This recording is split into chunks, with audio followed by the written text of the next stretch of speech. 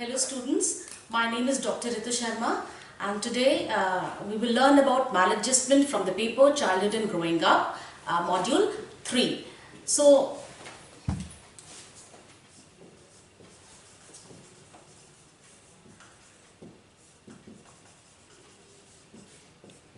in my previous class I have told you about what is maladjustment. According to Healy, a renowned psychologist,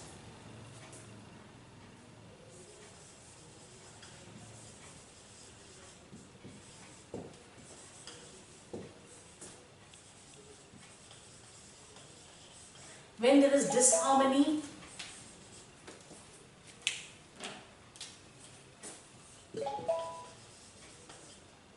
between a person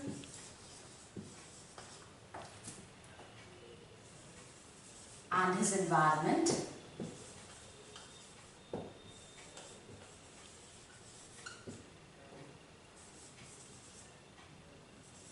then he is maladjusted.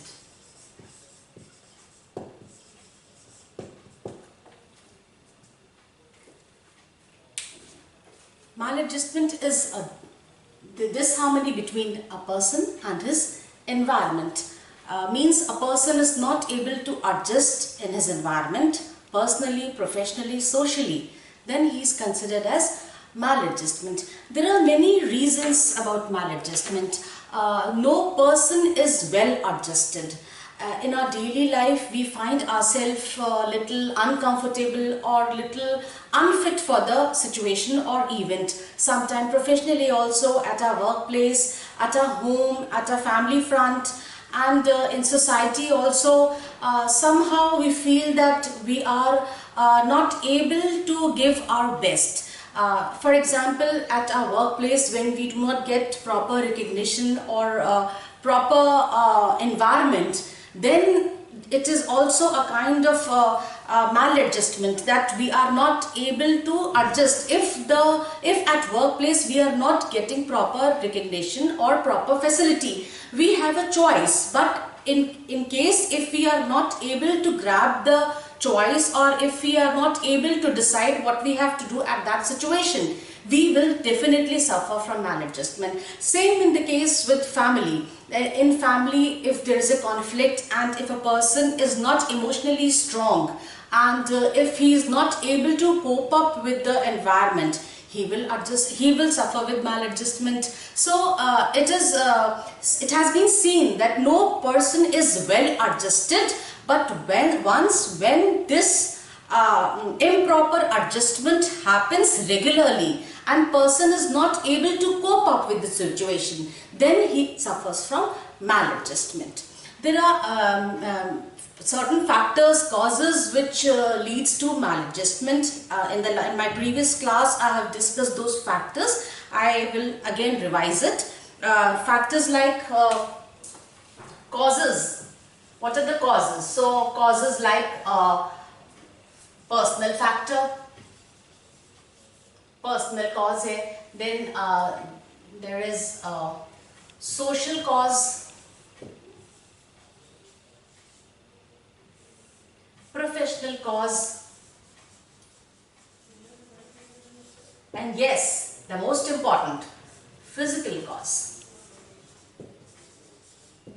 Personal cause is that because of the high ambition or pressure from the family to attain some profession which a person do not like, or for us teenage students who want to pursue arts but parents pressurize him or her to pursue science, or peer pressure that you are very conservative, you do not want to come for the night shows. These are the personal factors. And social causes, when person do not get proper recognition in society because of the low status, financial status, or there are many other social causes. When a person is lack of confidence, he is not able to portray himself in the society properly. professional cause, when a person is not able to achieve the target given by the industry or given by their seniors, and physical cause, the most important that I said is that physical healthy mind resides in healthy body. So if there is any ailment, any sickness by which a person is not able to cope up, these are the reasons that lead to maladjustment. So today we will learn more about maladjustment and remedial measures.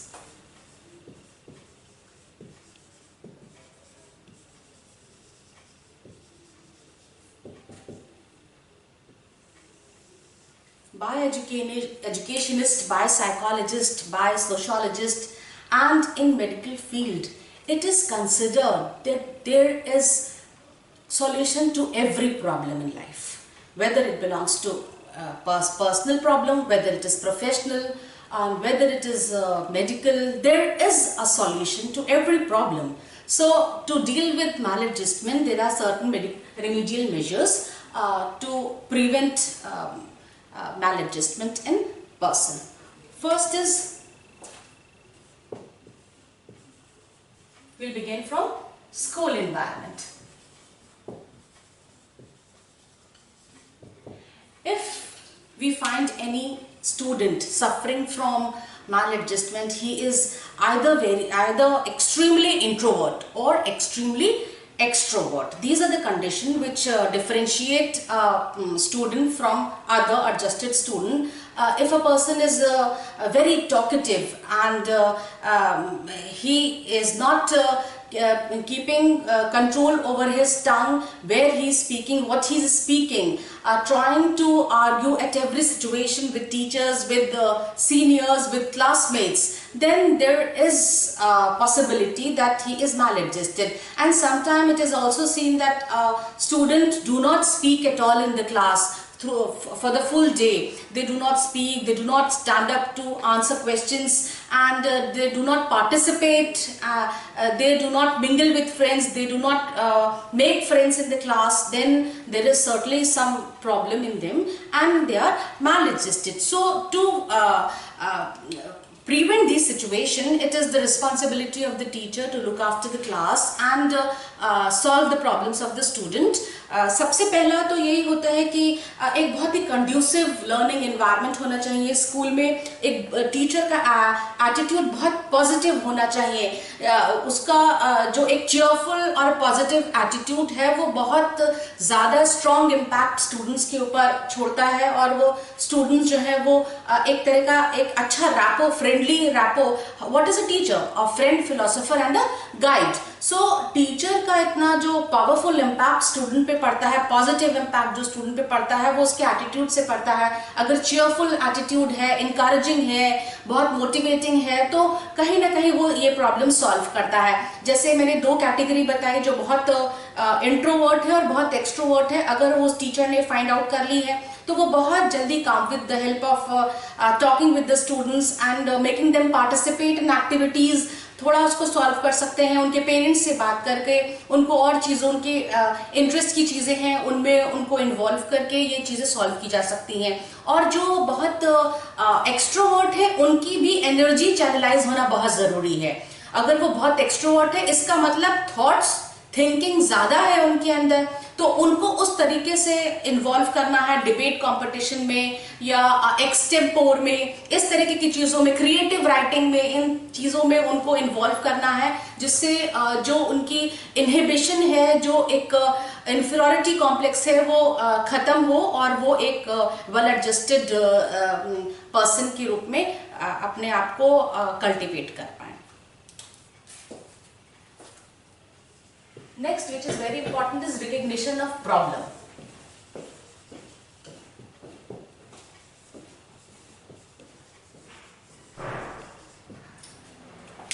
कैसे recognise किया जाए कि क्या problem है, what makes student maladjusted, किस तरीके से, what are the reason behind it. क्या कोई पर्सनल, जो हमने कॉजेज अभी आपको बताया है, उन कॉजेज में वो कौन से कॉज में फॉल कर रहा है जिस वजह से वो मैल एडजस्टेड है? क्या कोई पर्सनल कॉज है जो उसको बार बार बॉदर कर रहा है जिसकी वजह से वो मैल एडजस्टेड है, या कोई जो उसका सोशल कॉज है, या उसका प्रोफेशनल कॉज है, या उसको कोई फिजिकल प्रॉब्लम है जिसकी वजह से वो मैल एडजस्टेड है? तो ये उस प्रॉब्लम को रिकग्नाइज करना ये पहला मेजर है कि पहले हम उसको ये बात जान लें कि वो what are the reason why he is so different from other person, why he is not well adjusted in the classroom or in the society or in the family. तो ये reason find out करना है. For this very important step is case history. अगर हमें अपने 35 students की class में अगर 2 स्टूडेंट्स ऐसे हैं जो इस तरीके के हैं मैल एडजस्टेड, हम जिनको देख रहे हैं, ऑब्जर्व कर रहे हैं, with the observation we have find out that they are not very well adjusted in the classroom.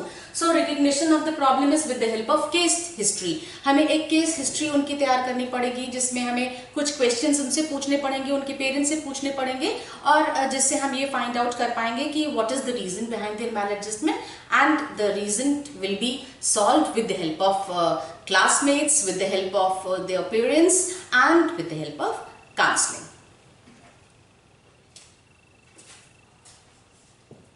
Next is developing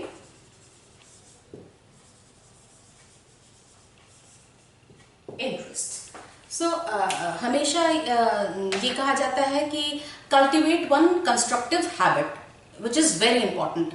अगर हम एक हमारी हॉबी हो जाएगी, हॉबी, अगर एक अच्छी हॉबी अगर हमारे पास है तो हम कभी बोर नहीं होंगे.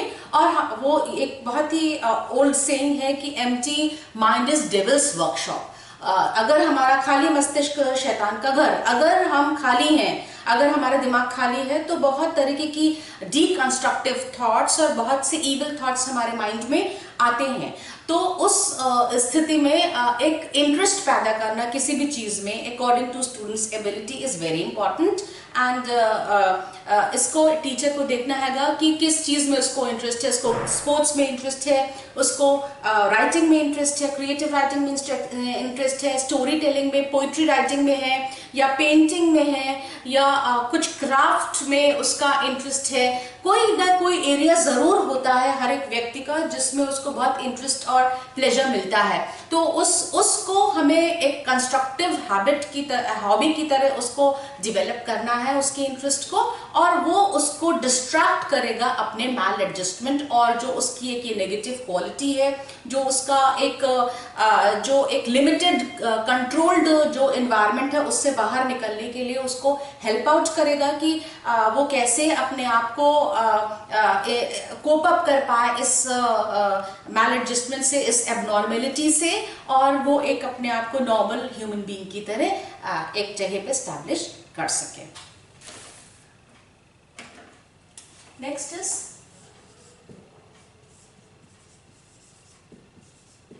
Individual attention.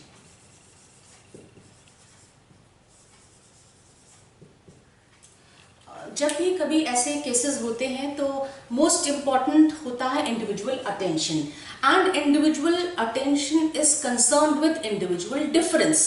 क्योंकि if there are 35 students in a class, हर का एक IQ लेवल, EQ लेवल और उसका एडजस्टमेंट लेवल, उसका एकेडमिक लेवल सब कुछ डिफरेंट है, उसका एरिया ऑफ इंटरेस्ट सब कुछ डिफरेंट है.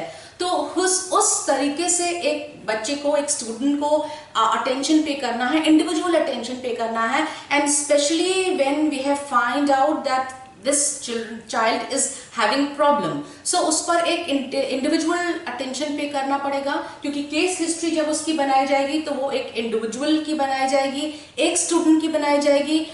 अगर क्लास में 2 इसी तरह के स्टूडेंट हैं तो दोनों की केस हिस्ट्री दूसरी बनेगी, दोनों के इंटरेस्ट जो हम डेवलप करना चाहते हैं वो दूसरे बनेंगे, और उसी तरीके से हमको जो इंडिविजुअल अटेंशन उनको पे करना है वो भी बिल्कुल डिफरेंट तरीके का होगा. अगर हमें एक के साथ बहुत ही पॉजिटिव बात करके उसको उसकी हेल्प करना है तो दूसरे के साथ हमको क्रिएटिव बात करके उसको हेल्प आउट करना है. अगर किसी के साथ मेडिकल प्रॉब्लम है तो हमें उससे उसको कोप अप कराना है, और किसी के साथ अगर पर्सनल पर्सनल प्रॉब्लम की वजह से मैल एडजस्टमेंट है तो हमें दूसरी तरीके से उसके साथ बात करनी है, उसका सोल्यूशन उसको देना है और उसको मोटिवेट करना है उस तरफ जाने के लिए।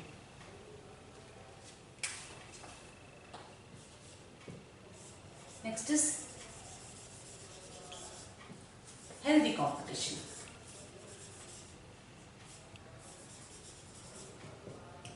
हेल्दी कॉम्पिटिशन मीन्स कि what is the meaning of any activity. कोई भी अगर हम कोई एक्टिविटी क्लासरूम में करा रहे हैं तो सबसे पहला मोटिव और एम टीचर का ऑब्जेक्टिव क्या होता है?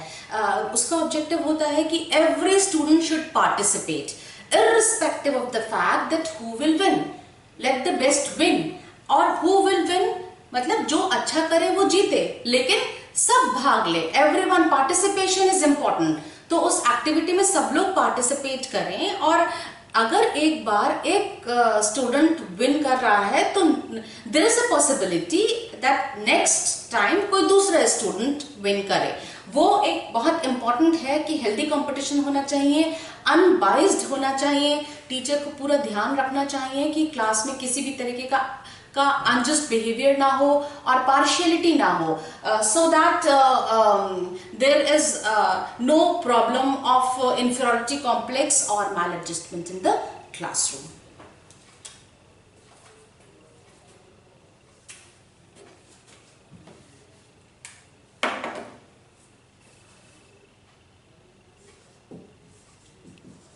Next is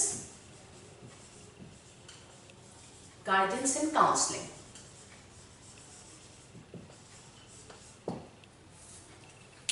This is very prevalent in today's scenario. ये इसको हिंदी में परामर्श और निर्देशन कहते हैं। ये इतना इम्पोर्टेंट है और ये एक compulsory part of school education हो गया है कि एक काउंसलिंग सेल हर एक स्कूल में होता है जहाँ पर जो भी स्टूडेंट को प्रॉब्लम है वो अपनी प्रॉब्लम जाके कन्फाइड करते हैं with this promise that their problems will not be publicised और their problem will be confided to only the counsellor and no one else. तो वो अगर by all these activity, if student requires some more help, then guidance and counseling cell should be there जो ये help करे कि क्या problem है और उसको किस तरह वो जो भी गाइडेंस एंड काउंसलिंग के जो हेड्स होते हैं वो स्पेशलिस्ट होते हैं इन तरह की प्रॉब्लम को डील करने में, academics as well as personal, वो उसी तरीके से उनको एडवाइस करते हैं, सजेस्ट करते हैं। काउंसलिंग सेशंस होते हैं जिसके थ्रू हर बार उनको मोटिवेट किया जाता है करने के लिए कुछ भी जो वो करना चाहते हैं, जिसमें वो अपने आप को लो समझते हैं, जिसमें भी उनका लैक ऑफ कॉन्फिडेंस उनको दिखता है, वो उसमें अपने उसको कोप अप करने में, उसको सक्सेसफुली करने में guidance and counseling is very important, which is a compulsory part of school curriculum nowadays.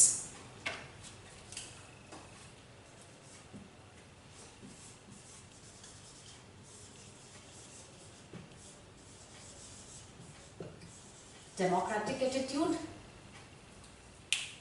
सबको हर चीज कहने का अधिकार हो क्लास में। कुछ ऐसी बातें जो बॉदर कर रही हों और वो कुछ कहना चाहते हैं किसी के बारे में या अपना व्यू पॉइंट बताना चाहते हैं तो उनको पूरी लिबर्टी क्लासरूम में मिलनी चाहिए कि वो अपने जो भी एक्सपीरियंस है वो शेयर करें। जो बातें उनको बॉदर कर रही हैं, एकेडमिक्स में कुछ चीज़ समझ नहीं आ रही है या if they require some more effort by the teacher or if there is any problem in understanding any course material from the syllabus or if there are any personal problems, they should be given liberty to speak in the class and उनको बहुत ज़्यादा criticise या उनको इस बात के लिए harass ना किया जाए कि ऐसा नहीं कहना चाहिए, बल्कि उनके व्यू पॉइंट्स को सुनना चाहिए और जहाँ और जिस जगह उनको रिक्वायर हो उसमें किसी तरह की हेल्प या किसी तरीके का की काउंसलिंग या कोई सजेशन वो उनको उस हिसाब से प्रोवाइड करी जानी चाहिए।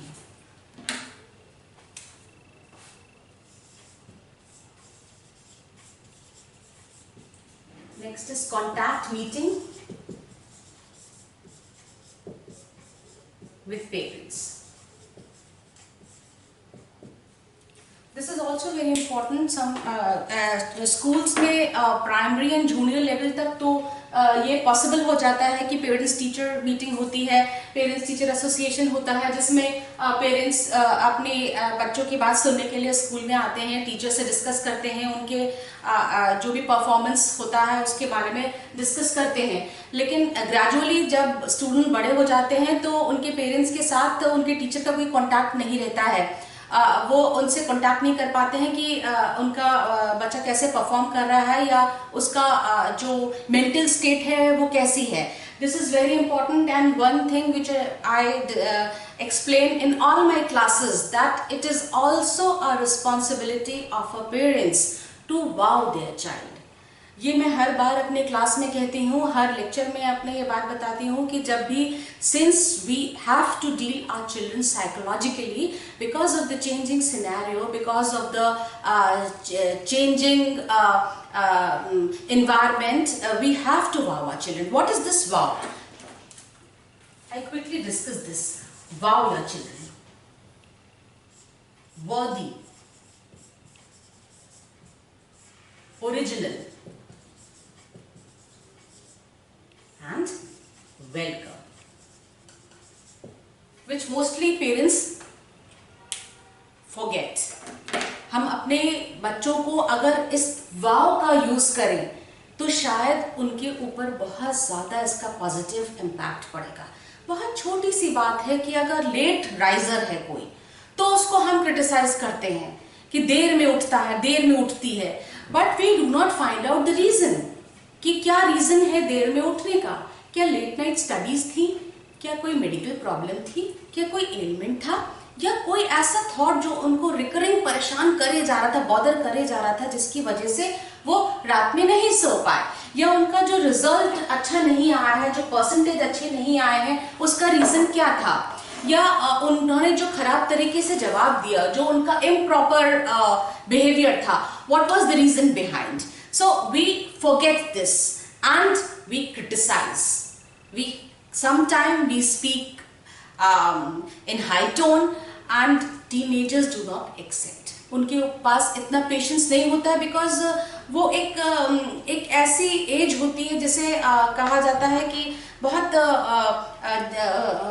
स्टॉर्म एंड स्ट्रेस की एज है, जिसमें वो अपने आप को कोप अप नहीं कर पा रहे हैं और इसी वजह से वो चीज़ों को एक्सेप्ट नहीं करते हैं. जो उनकी इनएबिलिटीज हैं, जो क्रिटिसिज्म है, उसको पॉजिटिव नहीं ले पाते हैं.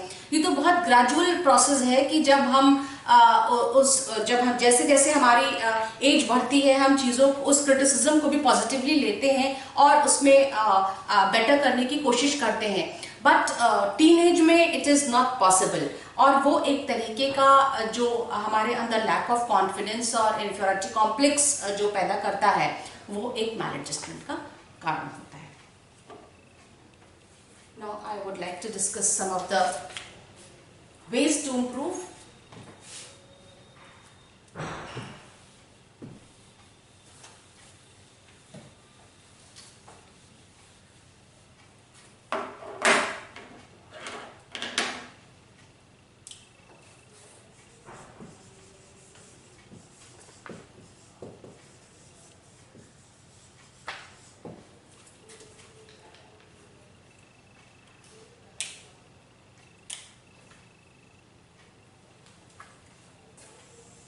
According to psychologists, there is a cycle to make improvement in personality.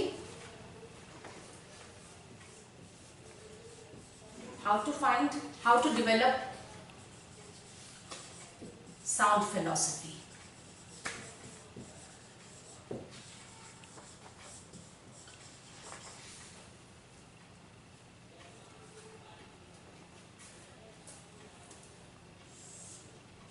The first is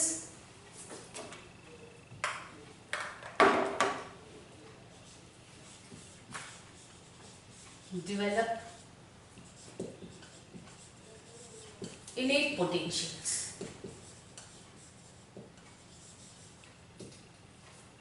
Every child is born with a special quality. ये सब पेरेंट्स को पता होता है और उस क्वालिटी को, उस जो उनका पोटेंशियल है उसको डेवलप करना चाहिए।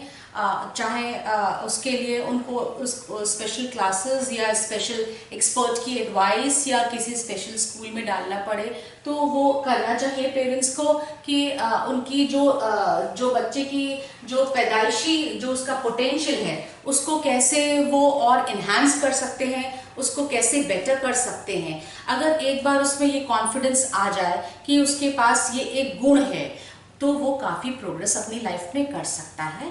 और अगर एक कोई ऐसी सिचुएशन होती है जहाँ पे वो एडजस्ट नहीं कर पा रहा है तो भी वो अपने आप को बेटर समझता है, क्योंकि वो उसके पास एक इनेट पोटेंशियल होता है।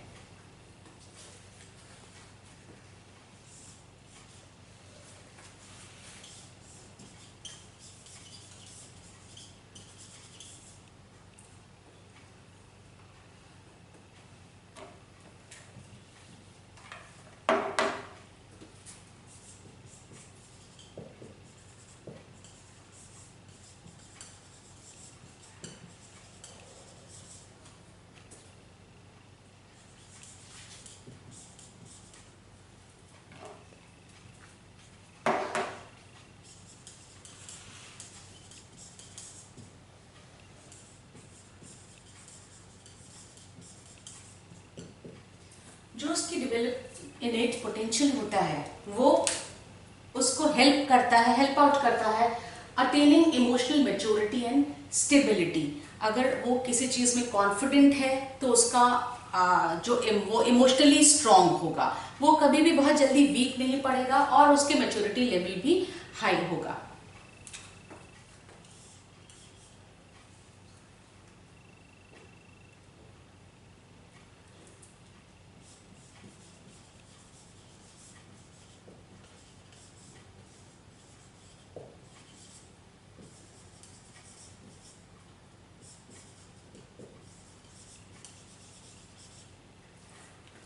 When he had attained emotional maturity and stability, developing social and ethical needs is possible.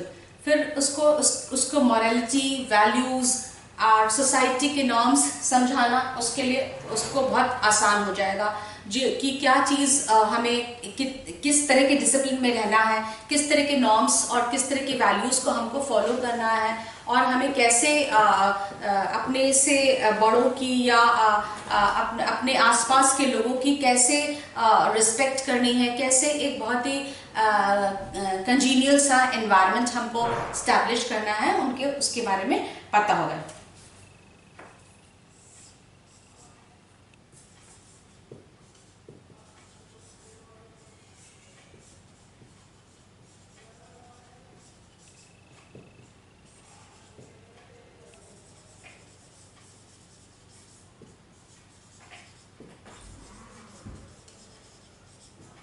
And give rise to healthy environment. उसको जैसे ही वो उसके अंदर जो एक बार स्टैब्लिश हो गए हैं वो सारे सोशल एथिकल और वैल्यूज एक्ट हो जाती हैं, उसको एक अपॉर्चुनिटी देनी चाहिए कि वो एक giving opportunity speak in healthy environment, ताकि वो अपने व्यू पॉइंट्स रख पाए।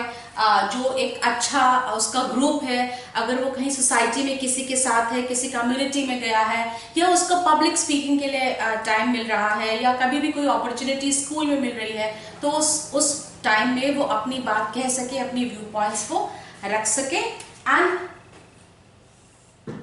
This is the development of sound philosophy, कि किस तरीके से हम इस सर्कल को जब फॉलो करेंगे then we will able to make improvement in maladjustment personality।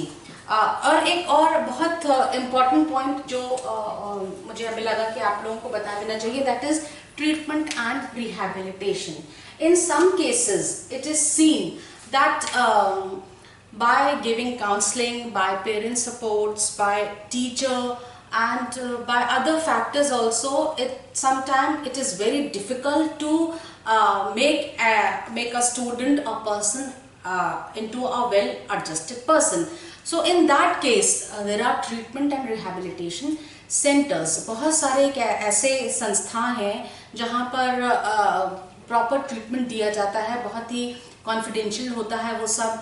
उसके लिए हम लोगों को मोटिवेट करना चाहिए पेरेंट्स को और अपने बच्चे को भी कि ये एक तरीके की कोई ऐसा it's not a taboo to go to a specialist and speak about your problem. बहुत बार ऐसा देखा गया है, बहुत केसेस में ऐसा देखा गया है कि मेंटल हेल्थ को एक टैबू की तरह रख लिया जाता है या पागलपन को उनको घोषित कर दे की श्रेणी में रख लिया जाता है कि वो पागल है या देयर इज सम अदर को और भी ऐसे खराब वर्ड यूज किए जाते हैं जो कि जिसको साइकोलॉजिस्ट एक्सेप्ट नहीं करते हैं।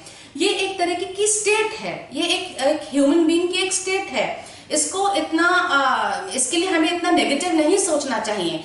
अगर हम बहुत सारे अपने एफर्ट करने के बाद जो एक नॉर्मल व्यक्ति करता है या टीचर करता है या पेरेंट्स या फ्रेंड्स करते हैं, अगर हमें ये लगता है कि अभी इस व्यक्ति में कोई बहुत इंप्रूवमेंट नहीं आया, बहुत चेंज नहीं आया है, तो उसके लिए ट्रीटमेंट एंड रिहैबिलिटेशन सेंटर में जाने के लिए हमें उनको मोटिवेट करना चाहिए और खुद से भी एफर्ट करना चाहिए कि वो वहाँ जा सकें, क्योंकि ये एक स्टेट है जिसको with the help of specialist advice, suggestions and counselling it will be sorted out. जो उनको बहुत ज़्यादा जो एंजाइटी है या किसी तरह का डिप्रेशन है या फ्रस्ट्रेशन है, कॉन्फ्लिक्ट है, तो वो सारी चीज़ों को सॉल्व करने में वो उनकी मदद करते हैं। बहुत बार ऐसा देखा गया है कि साइकियाट्रिस्ट ट्रीटमेंट या काउंसलर के पास जाने को सब लोग अच्छा नहीं समझते हैं और बहुत ही हिडन तरीके से होता है, तो इसमें कोई भी ऐसा छुपाने वाला बात नहीं है। ये एक स्टेट ऑफ माइंड है। अगर उसमें कहीं इम्बैलेंस हो रहा है किसी तरीके की थिंकिंग में या किसी तरीके का कि हमारी रूटीन लाइफ अगर कहीं पे हैम्पर हो रही है, तो किसी ट्रीटमेंट या रिहैबिलिटेशन सेंटर में उनको ले जाकर उनकी काउंसलिंग कराना और जो भी बहुत लाइट मेडिसिन या उनकी चेंज ऑफ रूटीन में जो भी कुछ वो एडवाइस करे वो करवाना इज गुड इनफ। उनको ऐसा नहीं करना चाहिए कि उसको किसी तरीके की भ्रांति हो कि ये गलत हो रहा है या लोग क्या सोचेंगे से अलग हटकर उनको वो ट्रीटमेंट बाकायदे प्रॉपर स्पेशलिस्ट से जो एक्सपर्ट हो उस फील्ड में उससे दिलवाना चाहिए। ये तो सारी चीज़ें हमने आज डिस्कस करी कि what is maladjustment, when there is disharmony between a person and his environment, then he is maladjusted, और what are the remedial measures वो हमने आज डिस्कस करे। कैसे उसको इम्प्रूव किया जा सकता है वो हमने आज डिस्कस किया, और इम्प्रूवमेंट के बाद भी अगर कोई चेंज नहीं आ रहा है तो उस चेंज के बाद भी वो एक देयर इज स्टिल स्कोप, एक होप है कि ऐसा नहीं है कि जो उनके टीचर्स या पेरेंट्स या सोसाइटी या फ्रेंड्स के हेल्प के बाद भी अगर उसको कोप अप नहीं कर पा रहा है तो उसके लिए भी एक पॉसिबिलिटी है कि ट्रीटमेंट एंड रिहैबिलिटेशन सेंटर्स जहां पर एक्सपर्ट एडवाइस और जहां पे वो ट्रेन्ड काउंसलर्स होते हैं जो इसी तरीके की प्रॉब्लम से डील करते हैं, बहुत ही कॉन्फिडेंशियल होता है, वहां पे जाके उनका ट्रीटमेंट कराना so that a person will be able to lead a well adjusted life. I hope the session is very informative to all of you, and we will definitely try to make our life happy and our students' life happier. Thank you and best of luck for the day.